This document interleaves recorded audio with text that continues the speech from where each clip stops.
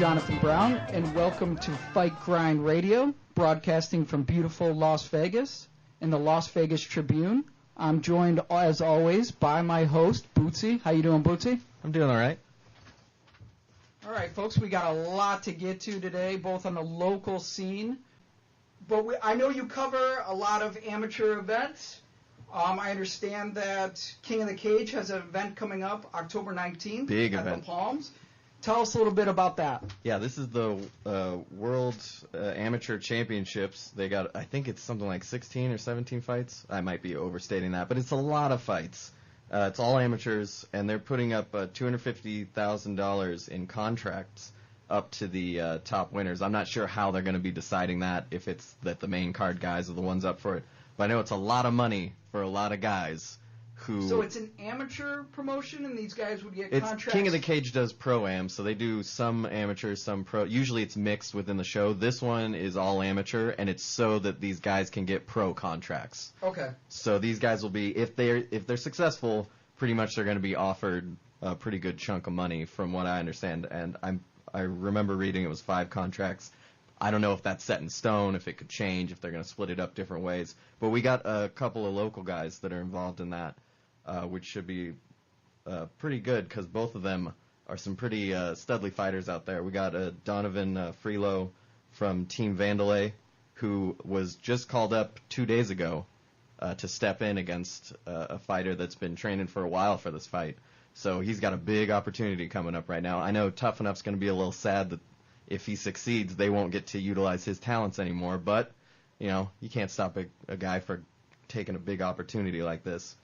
And then Daniel Cuison from Syndicate is fighting at 170 pounds, and he's been training hard for this one. And that guy, he's a grinder. He puts it in every day. I was talking to him recently, and he works a full-time job. He's in that gym more than almost anyone else. Every time I'm in there, I see him. So he's prepared to take that next step, and it should be pretty interesting to watch. And that's on the 19th at the Palms. So hopefully anyone that hears this will purchase some tickets, get out there, and support the local guys. We have a couple other local fighters I wanted to mention before we move on. Justin James, who is a Extreme Couture coach and a professional fighter, is going out to Michigan to fight at TXC. Okay. And he's got to be pretty close to doing, stepping up to the next level for the bigger shows. I believe he's 4-1 or 5-1 right now as a professional, and he has something like 30 amateur wins. So he's just a workhorse. He goes all the time. He's a former wrestler, and so that kind of makes sense why he had so many fights beforehand. Because wrestlers they're ready to go every weekend. They don't care. Yeah. They put in that grind. So, and then we also have Tom Cruise, and that's not a misprint. His name is Tom Cruise, and he fights different spelling from the actor. And he fights at Team Vandalay, and he's also going to be fighting in Michigan. I believe this is his second pro fight. So both of those guys are going to be, they got to make that long trip. They got to pay their own way, and hopefully they get something out of that. Yeah, how does that work? I mean, do they have roots there? How do they end up in Yeah, Michigan? both of them are originally from there. Okay, and that makes sense. That's why they know who to talk to get fights out there. But that's quite a trip when you're not getting paid well. Yeah, I was a matchmaker for an amateur mixed martial arts organization in Michigan, Big House Boxing, that doesn't exist anymore.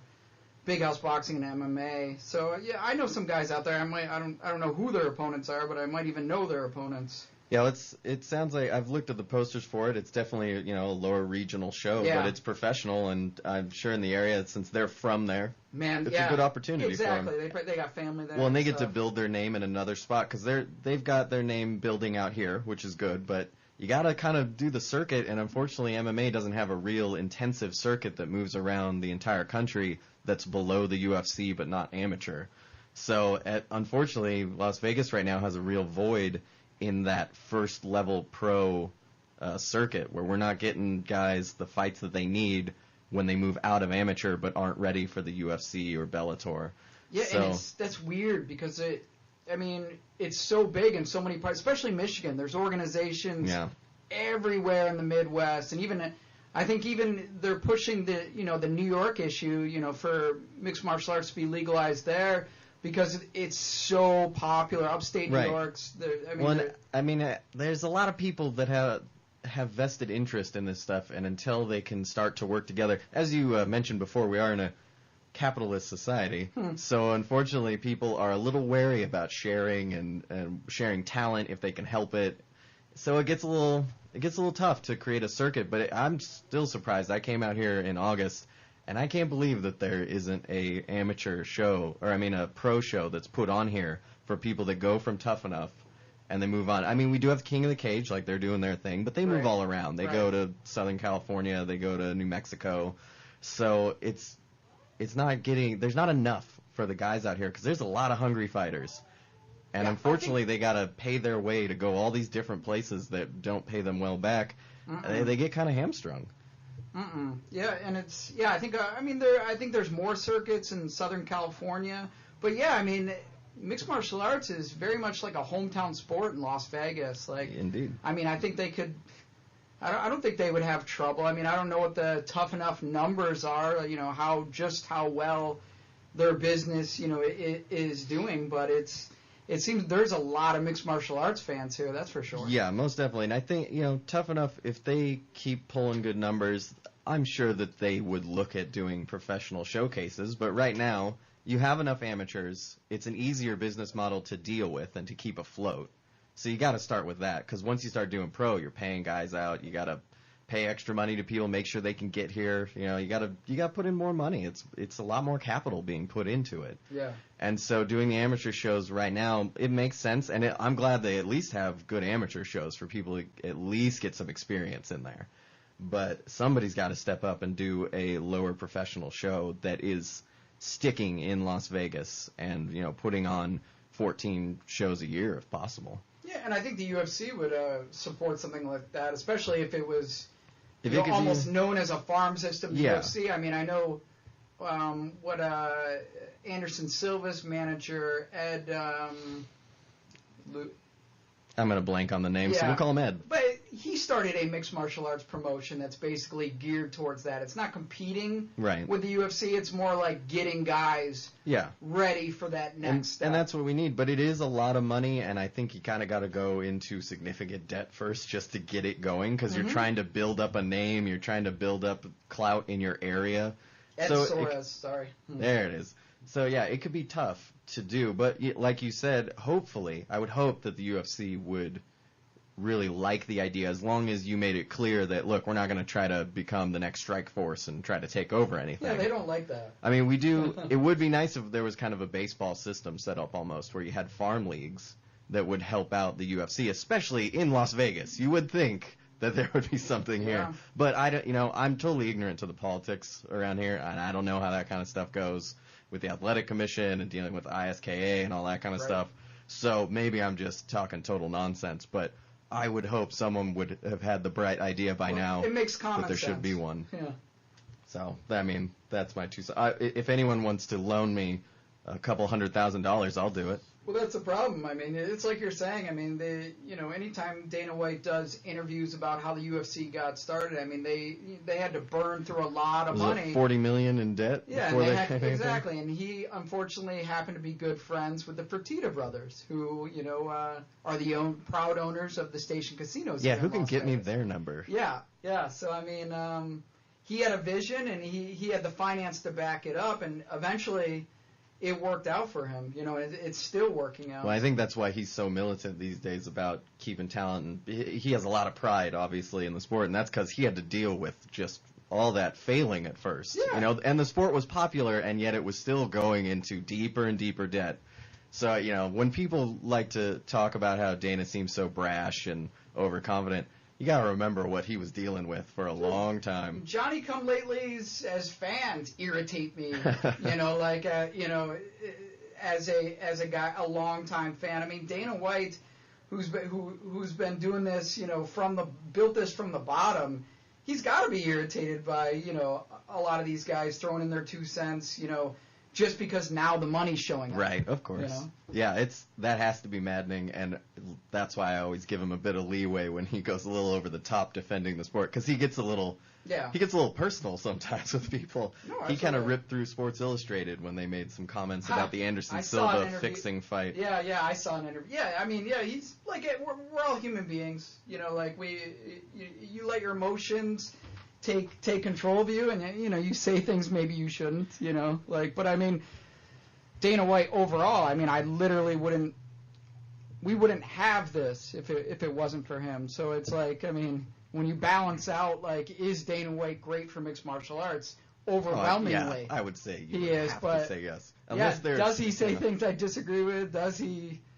Well, he's just brash, and anytime you're brash, you're gonna say some stuff that's silly at times or that goes over the top. But you can't deny what he's done. We wouldn't have all these camps here, and these guys we talked about earlier, these local guys, wouldn't have ever had a chance to even attempt to get pro careers if it wasn't for him. So, what are you gonna do? So let's get on to the fight night, the other fights, because there were other things that happened besides Paul Harris. Yeah, I don't know if anybody else caught that, but there was like 10 other fights that went on. All right, well, where do you want to start? Let's start with the main event. Might as well. Jake Shields and Damon Maia. What did you think about that fight? I thought, well, first of all, the other day I said that they would probably just stand and bang, which it seemed like Maia wanted to do and Shields did not, which, that was a smart strategy. Yeah. But I did have a little bit of a problem with the scoring. I felt like Shields it was pretty clear that he was going for takedowns and nothing else. Like, that's what he wanted. He wanted the takedown, and he was not worried about hurting Maia. He was not worried about advancing position beyond where he felt comfortable, and he certainly wasn't trying to finish with a submission. Now, that's a smart game plan, but I feel like you have to be trying to finish the fight, and if you're not, they need to either stand it back up or give you a warning or whatever. And so I thought that was a little obnoxious when they gave him the nod. I predicted that that's what would happen as soon as I saw it going on. I was surprised. I mean, in Brazil, I don't know what the exact percentages are, but you don't get too many guys in close fights. Well, we had that are visiting Phil Davis. Brazil. Phil Davis just got one, so maybe they just for main events they've decided to go the other way. I was surprised by that too. Yeah, that Phil Davis got that win. I think these are two exceptions. Yeah, well, certainly. But yeah, what bothered me about what happened with Shields is that Maia, when he had top position, was taking chances, and then Shields would reverse, which he should get points for reversing. You should get credit for that. But it's because Maia was trying to finish. And then when Shields was on top, he wasn't doing anything, and so Maia really couldn't get out from under him because he's holding position. And I mean, there's a million problems with judging. Yeah. But that one I thought should have been glaringly obvious, especially to Brazilian judges. That just because a guy's on the bottom, if the guy on top isn't doing anything and isn't trying to finish, you don't need to give him the round necessarily. Now, if Shields had been throwing some good punches, that would be different. But you saw at the end of the first and second round, Shields' face looked worse because he took one or two standing punches as opposed to Maia on the ground taking little tiny elbows. Shields did throw that awkward body kick you were talking about. He always throws that K1 liver kick. Yeah. It's a switch kick to the liver, and it looks so bad. But I thought about this fight after the show on Monday, and I kind of thought I saw this coming a little bit. I thought about your Mir and Barnett analogy. And those are guys that have been strikers in their career. They definitely strike sometimes. They're good on the ground, but they're not afraid. They also knock people out. Right. Sometimes. And they're heavyweights, so that helps with the punching. Yeah, exactly. But I mean, Shields and Damon Maia, they don't have a history of that. They don't have a history of knocking guys out. I just figured that they would. I mean, I should have noticed. Because I think I mentioned it last week that Shields works with Melendez, so he probably had better wrestling and would try to use it at some point. But I thought it would happen at the end of the rounds to steal the round. I didn't think he'd come out and immediately work single legs and double legs. But he did, and it worked for him. It wasn't impressive. I don't think he'll get a title shot out of it at all.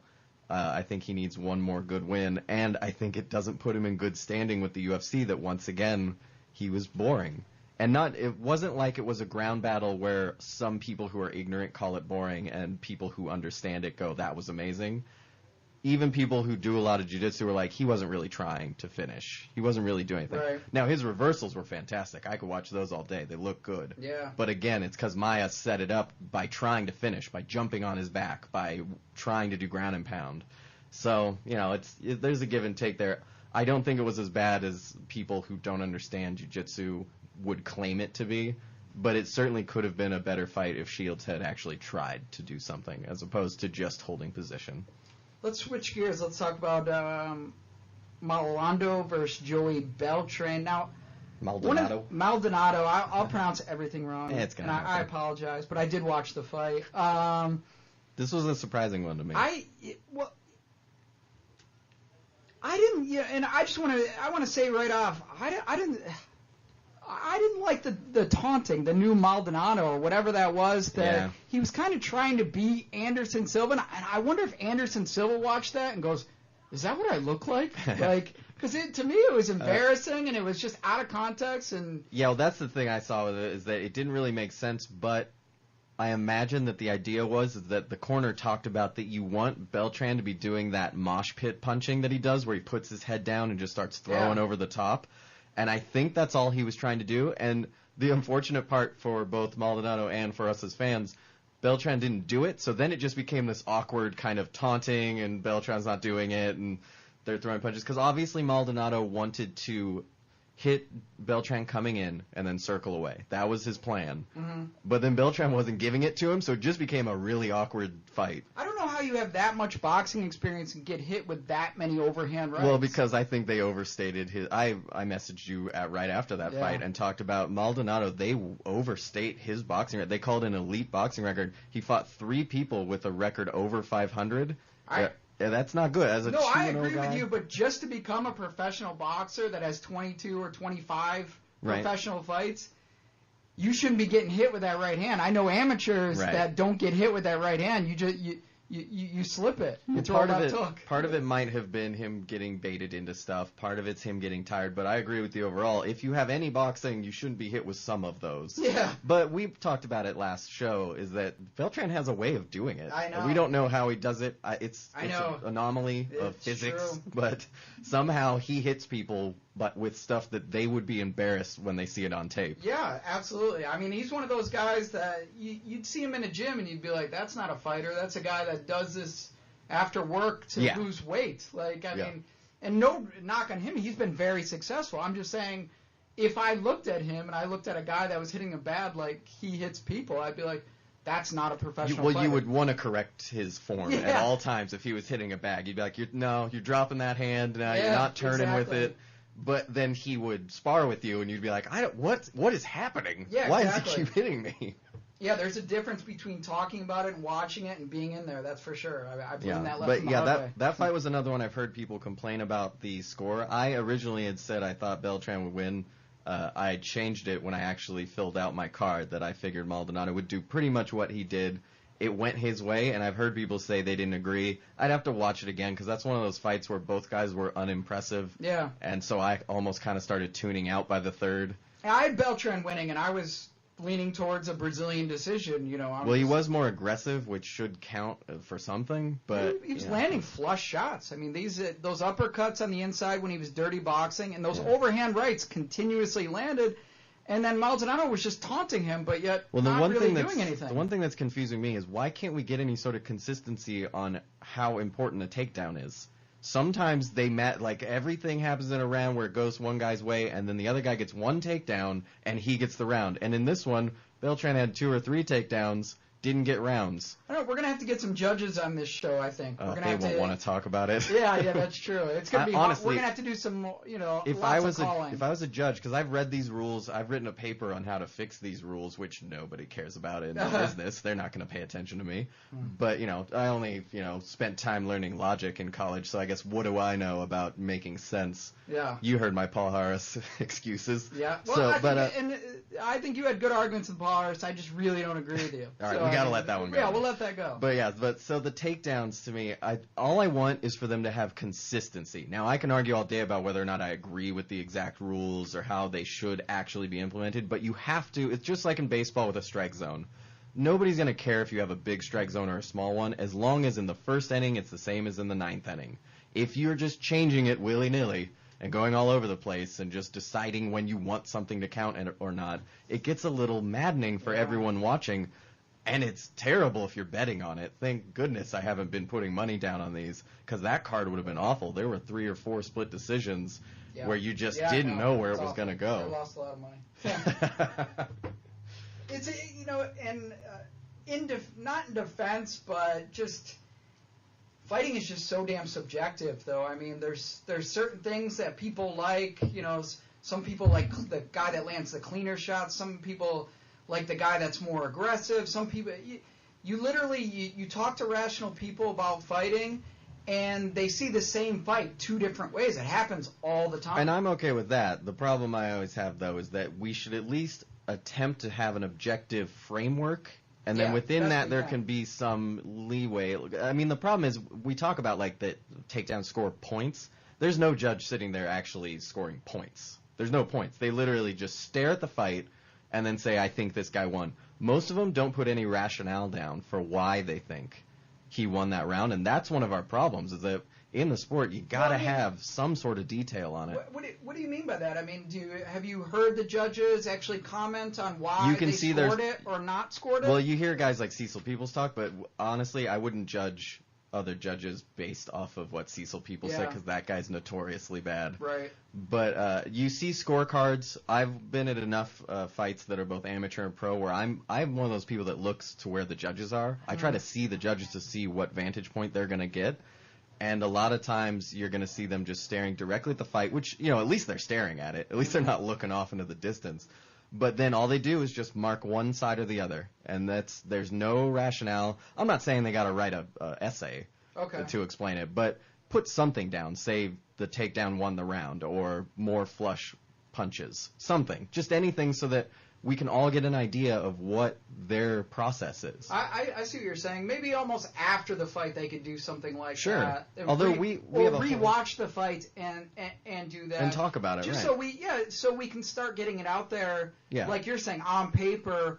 Why is and then if there is a problem, we could actually work towards fixing it. Yeah, I'm a big fan of, I'm not saying that we're not going to find mistakes, and I'm not saying that we're not going to see some stuff where we as fans go, oh, I used to think they judged it because of this and that, but he was actually right. That is what happened. There's a lot we can learn on both sides. Right. And I think one of the things that is being one of the clouds over people trying to talk about this stuff is that there's a lot of ego on the line.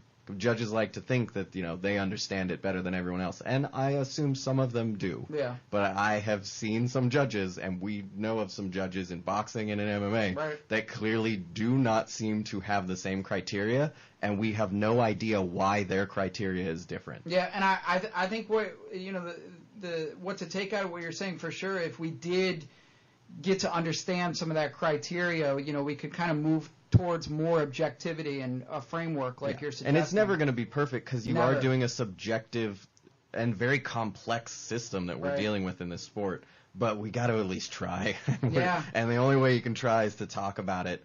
I mean, at least MMA call the athletic commission. Oh, no, thank you. I don't want to be on their radar at all. Yeah. But let's move on to one of the other fights I wanted to talk about, which was Silva versus Hamill, because this one had to upset a lot of people, just as far as the overall quality. On paper, I thought Silva was going to destroy Hamill. By the way, Hamill's always a lot bigger than I remember him being. I was sure that Silva was going to be towering over him, and that's just not the case, obviously. He actually came out with some Muay Thai at the beginning. He did, yeah. I thought it was weird, yeah. But, yeah, Hamill showed a lot more, but then he wilted hard, and I don't know what happened. The leg kicks clearly took something out. The guy just takes the leg kicks. Like, I don't know if he checked. He tried to go for the takedown on a few of them, but I don't know if he checked any of them. Yeah, and he, like the announcers were saying during the fight, he has a horrible time trying to transition between punch, and then shoot. He either punches at you and backs away, or he just shoots in without any setup. And Thiago Silva, who came in injured and overweight, still was able to stop him. So that's a bad sign for both guys. I mean, Silva, if I had known he was going to come in overweight, I wouldn't have put down on the cards that he was going to annihilate Hamill. But a lot of people seem to be giving Thiago Silva guff because of how he came in. But that when someone looks like that, there's something going on. There's an injury, or something's happened. It's not just that the guy got lazy. That man is never usually out of shape. Although one thing you got to start wondering, he's had 2 no contests now, and then that helps to cut weight. The reasons behind him having those 2 no contests. Yeah, and that's so you have those 2 instances plus this missing of weight within his last 4 fights. That's not looking good for his future unless he comes out in the next fight and just murders the person he's fighting. Well, he said something rude about, he had a brief feud with another guy that used to play or fight for the Black Zillions. What's his name that's fighting Mark Hunt coming up? Travis Brown? No. The big, tall, ugly Bigfoot Silva. Oh, Bigfoot. I forgot he so does maybe, stuff. Yeah, maybe he can, decide to stop cutting that weight and just go right up to heavyweight. Yeah, honestly. Well, again, we need that cruiserweight in MMA. I don't like having too many weight classes, but cruiserweight makes a lot of sense for a lot of guys because that weight cut for heavyweights is real hard going down to 205, and then being a heavyweight against guys like Frank Mir, who is a gigantic human being, that's no fun for anybody. Yeah. So they do need some middle ground there. But, Silva, he's going to have some serious troubles in his career. He may not have much of a career if he doesn't come out in his next fight and be clean, make weight, and annihilate someone. And Hamill is probably done. Yeah, I don't see anything left for him. I could see the UFC easily cutting him after this fight.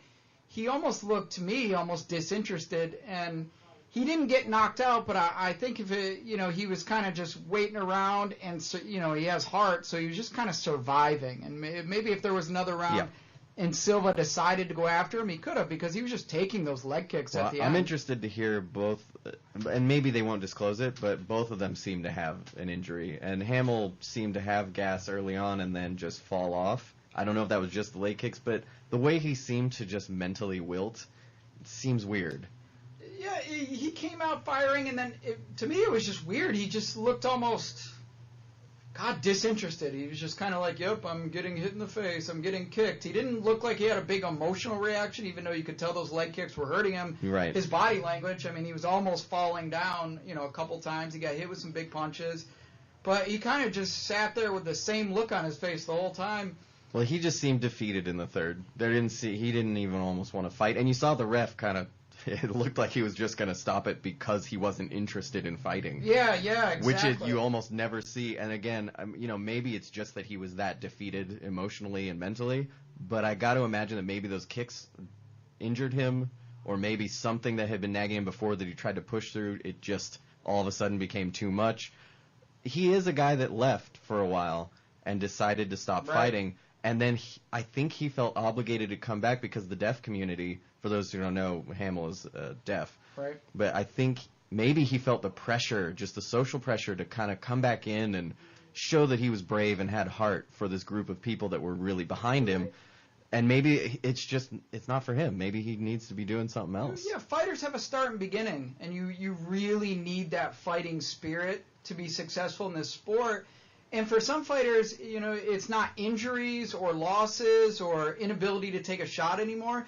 It's just that the fighting spirit kind of just goes away. Right. Well, and one of the reasons he quit before was he had immense pain, and he was just tired of feeling pain. Right. So maybe during that fight, sport, once again, and maybe once again that pain threshold just got obliterated, and he just went, "Why am I doing this? Why am I here?" Because honestly, if you're not in it 100, I hear this all the time when I'm talking to the guys at the local gyms. I like to ask everyone as my last question, what advice do you have for people that are interested in the sport? And across the board, they say if you actually want to be involved in the sport and not just being in shape, you need to want it 100%. Yeah. 100%. There can't be any piece of you that isn't interested. And, maybe there's a guy or two that can get away with it a little, like Rampage Jackson, who seems to fall in and out of love with the sport. Yep. But there's guys like that. He's a freak in nature, and sometimes you can get away with it. But even him, you see his career has fallen off because of it. The general rule is you're correct. It's literally, like we talk about, it's one of the fastest growing sports, in the country, and there's literally a lot of guys that want to be in the UFC, so there's a lot of competition for it. So if you're lacking, in an area that you really want to, go through this grueling training and really have that fighting spirit, chances are you're not going to be in that 0.0001%. Right. But there is exceptions to that rule. Every once in a while. Well, when we saw Vitor Belfort go through a period where he didn't care about fighting as much, and his career suffered, but he came back. He also was on TRT, and I think one of the reasons he was out for so long and just didn't seem to care was because of what happened with his sister. For those who don't know, Vitor Belfort's sister was kidnapped and has been presumed dead for a while now. But once that happened, his career, who's going to blame a guy for not being all that interested in fighting when you have a family tragedy like that? Yeah. But it's another good example of if you're not in it 100%, no matter how good you are, you're not going to be firing at all levels, and it's going to put a dent in your career. And if enough time goes by, there's certain people that they get rejuvenated and they think it's what they want again, right. And then they get in there. And then I think a good example of that is kind of Brian Bowles when he came back. He was fired up about it again. He was just like I read some interviews before his fight, and he said he found the love for the sport again, right. And he loved going to the gym again, and he kind of got out of it because he was sick of the grind, and enough time went by, and he thought that's what he wanted again, and then he got in there, and he kind of, truth hit him the hard way. And I believe he also didn't he test positive for PEDs as Did well? he? I believe in that fight? Yeah, I believe he had PEDs and was injured and didn't do that well. That's a tough one. And I'll go back to my brilliant argument again. It's a capitalist society. It really is. There's a lot of guys that, how do you turn down a $100,000 paycheck when you don't got a lot else going on for you?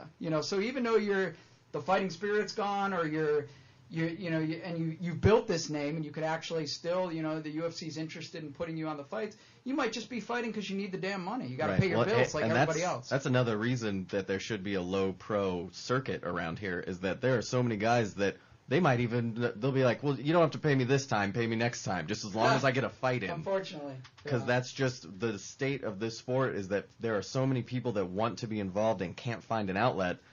They probably will fight for very, very little money. Yeah, and I'm just more, cover their medical. I'm referring to more, the guys that have names already, so they can just make that money. But they really aren't into it anymore. But a Rampage Jackson is still going to make a lot of money. He's made he left the UFC, and now he's the big dog in Bellator, or at least their headliner. I don't know how you want to define that. And he can still make money, even though the guy doesn't look like he hasn't been Rampage Jackson in his prime for a long time. Right, and how could he be? I mean, look at his contemporaries. Nobody out of that era is in their prime. No. But give it to Bellator for putting together that fight, because it is one I'll watch.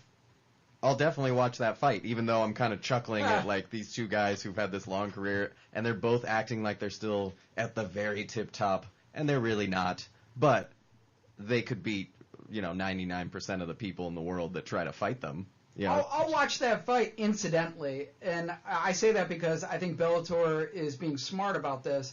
They're using that fight, as the headliner, but they're actually creating a great undercard.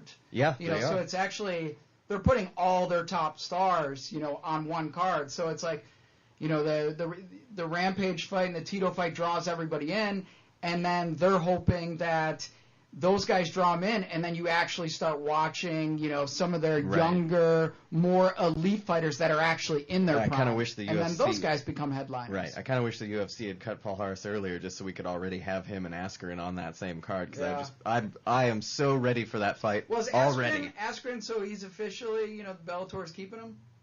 That's always... I never know how that goes behind the scenes. I know his contract's up or whatever. If they offer him Paul Harris, I bet he'll do it just to make some waves to come into the UFC with even more clout. Well, what's his name? The president of Bellator was saying something like, I'll release him if he gets the George St. Pierre fight. And I'm like, have you ever met Dana White? I know. Yeah, you're Dana White. There's a good little feud between those two guys right now, where Dana kind of went at him and talking about how nobody was interested in his league, and Bjorn came back with, well, that's weird because Fox, which owns you, also gave us a deal for millions of dollars. So it's a fun little feud going on there. Obviously, UFC has the upper hand, but I don't think Bellator is trying to actually be, head-to-head against the UFC.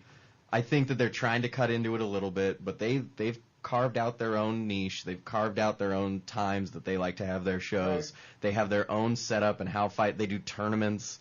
It's a different setup. And so they're marketing it a completely different way. And I think they know that they're AAA, essentially. Yeah. And they're okay with that. Now, yeah. But I think they enjoy the fact that it pisses off Dana enough that he talks about it.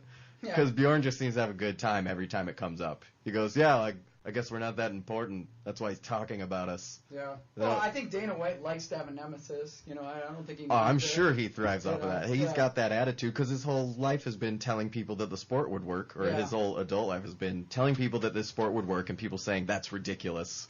And now look at him. So. Right. And I believe in him. I believe in what he says. Back in the day when he was telling him it was going to be a big deal and it was going to be a successful business, and people are like, that's cockfighting, that's bullshit. And now to the point where he's saying it's going to be, one of the most popular sports in the world. I believe that too. Because I believe essentially what he's saying is it's a business model that works almost anywhere. You can basically... That's definitely true. You can take the Manny Pacquiao situation where he was just this... He's a congressman in the Philippines. I mean, he's more famous than Michael Jordan ever was in the United States, in the Philippines. And you can apply that with UFC fighters all over the world. So, I mean, right. People love that Rocky story. They love it. I think we'll start doing. We're gonna start keeping hard tabs for this 166, right? Yeah, 166. That's what Cain Velasquez and Junior Dos Santos. Yes, sir. Right? It should be. And Junior opened up at like a 2-1 underdog, which I'm surprised because he has that one punch knockout. Yeah. And 5 rounds to do it, and he came on strong at the end of the fight last time. Yeah. Even when he was half dead. It's a little weird that he came out 2-1, but that must mean the money's moving one way. The only reason, and I'm picking Cain Velasquez, even though like generally my arguments move towards Junior Dos Santos, and here's why. I've seen guys take losses and they're not the same fighter, and I've seen it in boxing with Felix Trinidad and Mike Tyson, and for whatever reason, a lot of times these guys that are seemingly invincible. Sugar Shane Mosley is another one. Once they lose, they're just never the same fighter. And I don't think it proved anything in the Mark Hunt fight because Mark Hunt is a fat guy that stands right in front of you. And Junior Dos Santos is a guy that punches people really hard in the face. So he knew what was going to happen in that fight. There was nothing to game plan for. It was hit this guy hard. And even though people were impressed with his kicks, I wasn't. I'm like...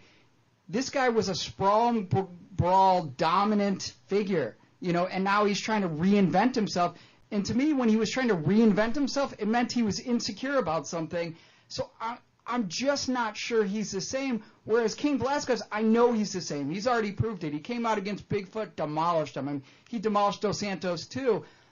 And all that being said, in that second fight, I think Dos Santos wasn't himself. But I don't know if he can ever be who he actually was when he was an undefeated fighter again. And that's why I'm picking Cain. I got 2 things there, and I think I haven't decided honestly who I'm going to pick yet because there's too many variables right now.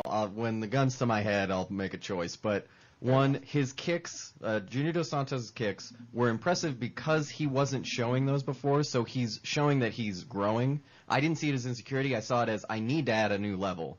Yeah. And he did it. Which was good. But secondly, how dare you disparage Mark Hunt like that? He's a big fella. We all know that. But he's also, an Islander. So he's not going to get cut. He's not going to be a skinny fella. It's not like Roy Nelson where he just doesn't care. He literally can't get any skinnier than he is. He's just a big dude. I'm just a blunt person, and I'm not... I want to get Mark Hunt in here, and you can tell him... I'm not using the word fat as an insult. I'm using it as he's a fat guy. It's kind of... He's a big... It's undeniable. But there's a muscly dude under that. But he's an amazing fighter, no question. But, I mean, you'd agree.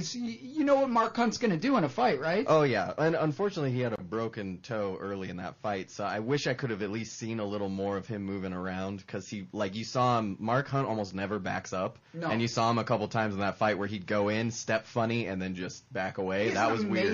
Exactly. He's an amazing chin. And those punches that Dos Santos hit him with are literally, in my 25 years of watching fighting, are some of the hardest punches that dude is a I've ever seen a man get hit with. I don't understand. And he still didn't get KO'd. Honestly, I don't understand how he throws punches like that because his punches look unnatural. Like almost if it was like a superhero. Yeah, if it was on a movie, I would assume it was CGI that they just kind of messed up the physics because the way he throws and how hard he throws. It doesn't make sense that people live through it. Yeah. I mean, he puts his whole body into it. And he didn't KO Mark Hunt. Well, you can't. You can't KO Mark Hunt. He had to hit him. Amazing chin. Yeah. He had to hit Hunt in the top of the head to kill his equilibrium. That's the only reason he got the KO. Because Mark Hunt was still awake at the end of that fight, which is absurd when you get hit with a 72-pound leg from Junior Dos Santos. And accumulation of all of that is just amazing for a man to take. Like.